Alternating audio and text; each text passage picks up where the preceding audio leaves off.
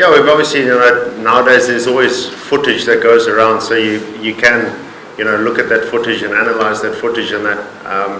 But again, you can't really look too much into it until you get into the middle and actually face him. There's not a lot you can do. I think it's just preparing your mindset for it, and that's pretty much what we're going to do. No, I'm good, thanks. Obviously, looking to tomorrow, I think we can probably expect it to be a little bit more seamer friendly with the grass and stuff that's on the wicket. So we've had some, good couple days training in the practice nets at the back. So yeah, I think going into tomorrow, we're obviously confident. I think our preparations have been really good. So we're looking forward to it.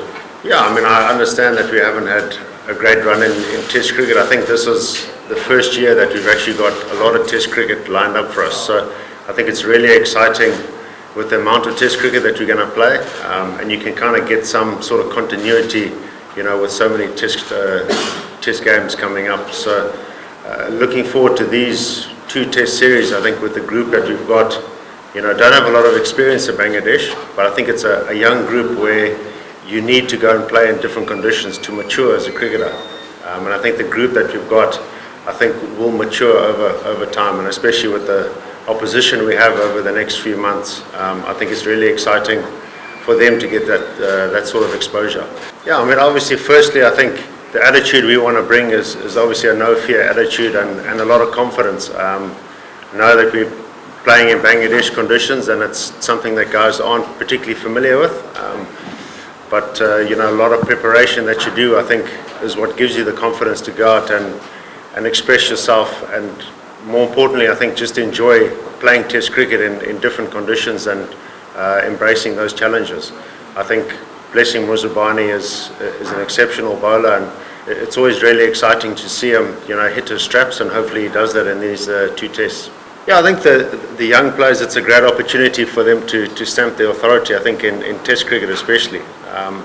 And I think this series is another good opportunity for that. I think, Test cricket is always the toughest format, I think, to play, just because of the mental strength that you need in order to succeed. But I think the younger group will certainly take a lot of confidence, when you do come out to Bangladesh and actually put some performances together. I don't think we particularly looked at that equation. I think for us it's about working on our processes. I think working on what our strengths are, and then trying to utilize that, I think, with the conditions that we're given.